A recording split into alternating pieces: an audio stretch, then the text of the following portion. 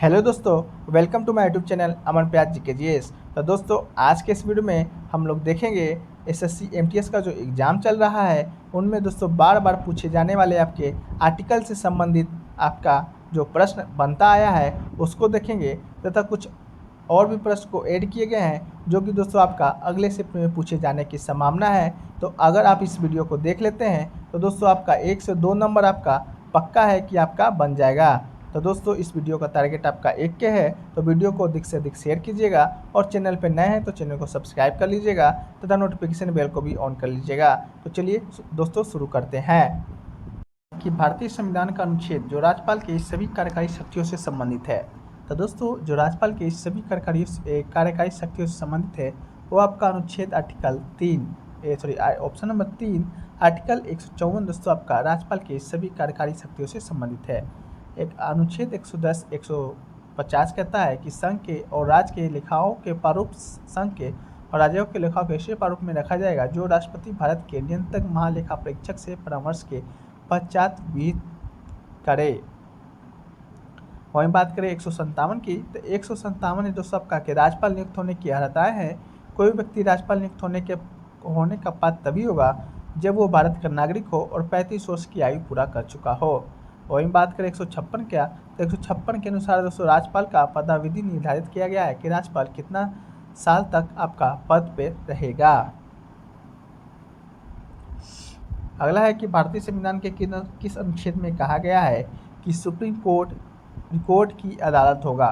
तो दोस्तों, ये आपका आर्टिकल में कहा गया है, आर्टिकल 129 में कहा गया है कि सुप्रीम कोर्ट जो होगा दोस्तों आपका रिकॉर्ड की अदालत होगा। अब बात करें भारतीय संविधान अनुच्छेद 135 की, तो 135 में विद्यमान विधि के अधीन फेडरल न्यायालय की अधिकारिता और शक्तियों का उच्चतम न्यायालय द्वारा प्रयुक्त होना। 126 से आपका कार्यकारी मुख्य न्यायमूर्तियों की नियुक्ति। अनुच्छेद 131 है आपका राज्य और केंद्र सरकार के बीच विवादों पर सुप्रीम कोर्ट का फैसला देने का विशेष अधिकार होता है। इसके साथ ही अगर राज्य से राज्य का विवाद होता है तो उस स्थिति में भी अनुच्छेद सुप्रीम कोर्ट को निर्णय का विशेष अधिकार देता है आपका आर्टिकल 131 में। अगला है भारतीय संविधान के कौन से अनुच्छेद है जो संघ कार्यकारिणी से संबंधित है। तो दोस्तों, संघ के कार्यकारिणी से संबंधित आपका अनुच्छेद है अनुच्छेद 52 से अनुच्छेद 78 तक दोस्तों आपका संघ कार्यकारिणी से संबंधित है। अगला है आपका कि भारतीय संविधान के किस भाग में संघ लोक सेवा आयोग का प्रावधान है। तो दोस्तों, संघ लोक सेवा आयोग का प्रावधान आपका भाग 14 में दोस्तों आपका है। संविधान के भाग 14 के अंतर्गत अनुच्छेद 315 से 323 में एक संघीय लोक आयोग और राज्यों के लिए एक लोक सेवा आयोग गठन का प्रावधान है। अगला है आपका कि निम्नलिखित में से कौन मौलिक कर्तव्य नहीं है। तो दोस्तों, चुनाव के दौरान वोट डालने के लिए आपका मौलिक कर्तव्य नहीं है। आप वोट डालिए या नहीं डालिए, आपका वो मौलिक कर्तव्य में नहीं आता है। इसके अलावा दोस्तों, पर्यावरण प्रकृति की रक्षा का आपका मौलिक कर्तव्य है, संविधान का पालन करना आपका मौलिक कर्तव्य है और भारत की एकता और अखंडता को बनाए रखना भी आपका मौलिक कर्तव्य में आता है। अगला है संविधान का डैश संशोधन की प्रक्रिया संविधान से संबंधित है। तो दोस्तों, आपका आर्टिकल 368 है जो कि दोस्तों आपका संशोधन की प्रक्रिया से संबंधित है। अगला है आपका कि भारत के संविधान का डैश कुछ मामलों में गिरफ्तारी और नज़रबंदी के खिलाफ सुरक्षा प्रदान करता है। तो ये दोस्तों आपका आर्टिकल 22 से दोस्तों आपका गिरफ्तारी और नज़रबंदी के खिलाफ आपका सुरक्षा प्रदान करता है। अगला है आपका कि भारत के संविधान का अनुच्छेद 32 किससे संबंधित है। तो बात करते दोस्तों अनुच्छेद 32 की, तो ये दोस्तों आपका संवैधानिक उपचारों का अधिकार दोस्तों आपका अनुच्छेद 32 के अंतर्गत आपका आता है। अगला है कि भारतीय संविधान का कौन सा अनुच्छेद है जो राष्ट्रपति के महाभियोग से संबंधित है। तो राष्ट्रपति के महाभियोग से संबंधित दोस्तों आपका आर्टिकल है 61 दोस्तों, आर्टिकल आपका राष्ट्रपति के महाभियोग से संबंधित है। अगला है कि संविधान में 1978 में संविधान के डैश से संपत्ति के अधिकार को मौलिक अधिकार की सूची से हटा दिया गया है। तो दोस्तों, आपका ये जो अमेंडमेंट था आपका 44वां अमेंडमेंट था दोस्तों, उसी के द्वारा दोस्तों 1978 ईस्वी में आपका जो संपत्ति का अधिकार मौलिक अधिकार था उसे हटाकर कानूनी अधिकार आपका कर दिया गया है। अगला है कि भारतीय संविधान का कौन सा भाग है जो राज्य विधानमंडल से संबंधित है। तो दोस्तों आपका भाग 16 है, जो कि दोस्तों आपका राज्य विधानमंडल से आपका संबंधित है। अगला है कि भारतीय संविधान का कौन सा अनुच्छेद धन विधेयक की परिभाषा को परिभाषित करता है। तो आर्टिकल 100 दोस्तों आपका धन विधेयक का परिभाषा से संबंधित अनुच्छेद है।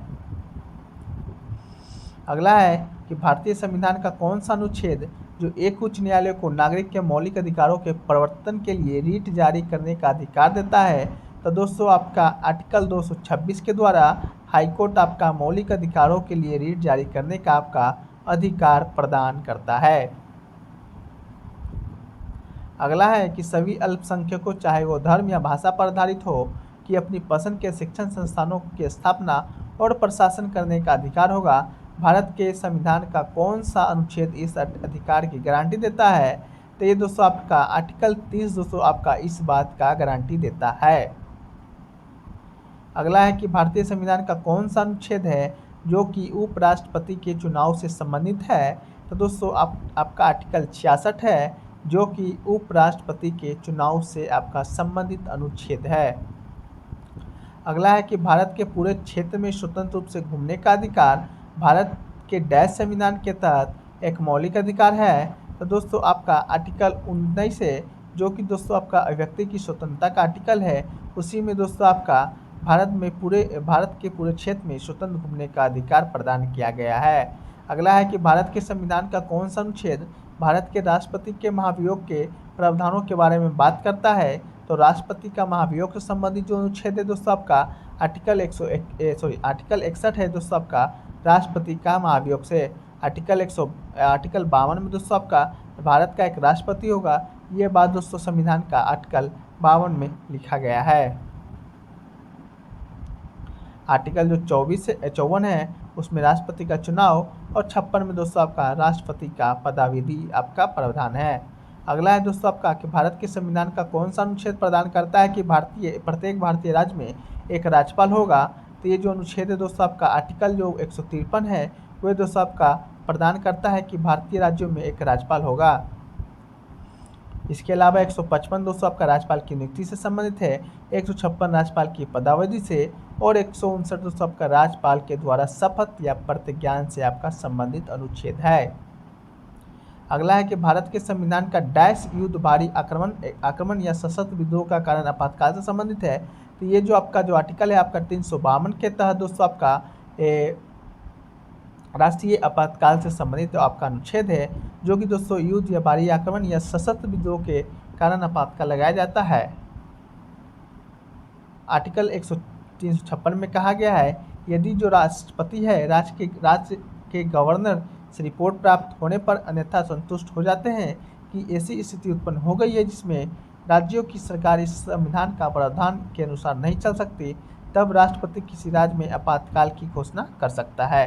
भारत में आर्थिक संकट के समय ऐसी स्थिति वित्तीय स्थिरता का कारण बनती है, तो दोस्तों आपका वित्तीय आपातकाल लगाया जाता है। हालांकि दोस्तों वित्तीय आपातकाल भारत में एक बार भी आपका नहीं लगाया गया है, और वित्तीय आपातकाल जो अनुच्छेद है आपका अनुच्छेद 360 के तहत दोस्तों आपका वित्तीय आपातकाल लगाने का अधिकार है।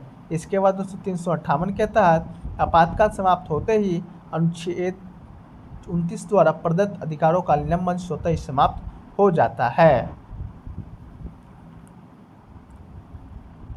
अगला है कि भारतीय संविधान के निम्नलिखित में से कौन सा अनुच्छेद वित्त आयोग की नियुक्ति का प्रावधान करता है। तो दोस्तों वित्त आयोग का नियुक्ति का जो प्रावधान है आपका आर्टिकल 280 के तहत राष्ट्रपति के द्वारा दोस्तों वित्त आयोग का नियुक्ति किया जाता है या गठन किया जाता है। अगला है कि भारतीय संविधान का कौन सा अनुच्छेद किसी भी भारतीय नागरिक के साथ विभिन्न आधारों पर भेदभाव से संबंधित है। तो ये दोस्तों आपका आर्टिकल 15 के तहत दोस्तों आपका अनुच्छेद है, जो कि दोस्तों भारतीय नागरिकों के साथ विभिन्न आधार से भेदभाव से आपका संबंधित है। अनुच्छेद 15 में कहा गया है कि कोई भी दोस्तों आपका नागरिक के साथ भेदभाव नहीं किया जा सकता, चाहे धर्म के अनुसार हो या लिंग, जाति या जन्म स्थान के आधार पर आपका दोस्तों भेदभाव नहीं किया जा सकता है, वो आपका आर्टिकल 15 के तहत कहा गया है। अगला है कि भारतीय संविधान के निम्नलिखित अनुच्छेद ने अस्पृश्यता की प्रथा को समाप्त किया है। तो ये दोस्तों आपका आर्टिकल 17 है, जो कि दोस्तों आपका अस्पृश्यता का प्रथा से संबंधित है, जिसमें कहा गया है कि अस्पृश्यता का जो प्रावधान होगा उसमें दोस्तों आपका किसी भी भेदभाव आपका नहीं किया जाएगा किसी भी आधार पर। उसका जो आर्टिकल है आपका आर्टिकल 17 है।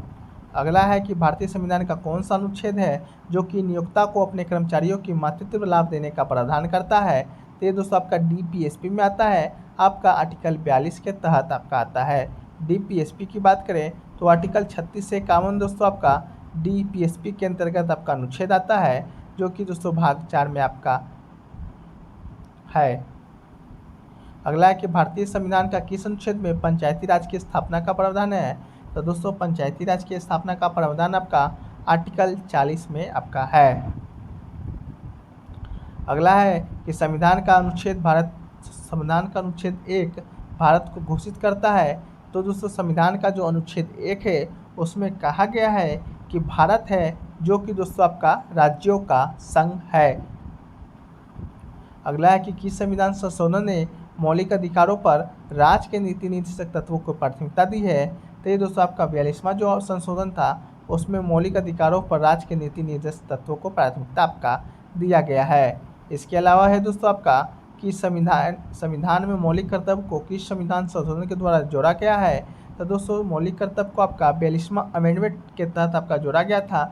जब इसे जोड़ा गया था दोस्तों तब आपका मात्र 10 ही मौलिक कर्तव्य थे, लेकिन दोस्तों आपका जब वर्तमान में आपका 11 मौलिक कर्तव्य है। इसे दोस्तों आपका रूस के संविधान से लिया गया है और ये दोस्तों स्वर्ण सिंह समिति के सिफारिश पर आपका संविधान में जोड़ा गया है।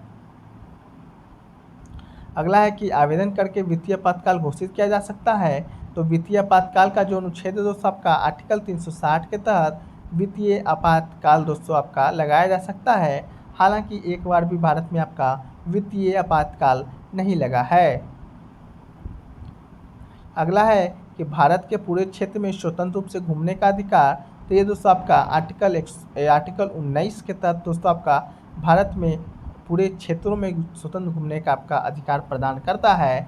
इसके अलावा दोस्तों आपका है कि भारत के संविधान का अनुच्छेद देश संसद और राज्य विधानसभाओं के चुनाव की निगरानी करने के लिए चुनाव आयोग की शक्ति प्रदान करता है। तो चुनाव आयोग से संबंधित जो आपका आर्टिकल है वो आर्टिकल 324 दोस्तों आपका चुनाव आयोग से संबंधित है। अगला है कि भारतीय संविधान का कौन सा अनुच्छेद है जो कि मुख्यमंत्री के कर्तव्यों को परिभाषित करता है। तो ये दोस्तों आपका आर्टिकल 167 है, जो कि दोस्तों आपका मुख्यमंत्री की कर्तव्यों को आपका परिभाषित करता है। इसके अलावा है दोस्तों कि भारत के संविधान के किस अनुच्छेद में उल्लेख है कि लोकसभा में एक अध्यक्ष और एक उपाध्यक्ष होना चाहिए। तो ये दोस्तों आपका आर्टिकल 93 में कहा गया है। अगला है कि निम्नलिखित में से कौन सा भारत के संविधान का उन अनुच्छेदों में से है जिसमें भारत के नियंत्रण और महालेखा परीक्षक का उल्लेख किया गया है। तो दोस्तों आपका आर्टिकल 148 में आपका इसका उल्लेख किया गया है। इसके अलावा दोस्तों कि भारत के संविधान के किस अनुच्छेद के अनुसार मंत्रिपरिषद सामूहिक रूप से लोकसभा के प्रति उत्तरदायी होगा। तो ये दोस्तों आपका अनुच्छेद 35 के खंड 3 में दोस्तों आपका ये कहा गया है। इसके अलावा है कि भारत में भारत के संविधान के निम्नलिखित में से कौन सा अनुच्छेद है एक नए राज्यों का गठन का प्रावधान करता है। तो ये दोस्तों आपका अनुच्छेद 3 के तहत दोस्तों नए राज्यों का गठन का आपका प्रावधान करता है। इसके अलावा दोस्तों कुछ इम्पोर्टेंट इंडियन भारतीय आर्टिकल को देख लेते हैं जो कि दोस्तों आपका एग्जाम में आने की संभावना है। तो भारत का जो संविधान का अनुच्छेद 63 है ये ओपन करता है कि भारत का एक उपराष्ट्रपति होगा। अनुच्छेद 64 और अनुच्छेद 89 ये ओपन करता है कि भारत का जो उपराष्ट्रपति है राज्यसभा का पदेन सभापति भी होगा और अन्य कोई लाभ का पद धारण नहीं करेगा।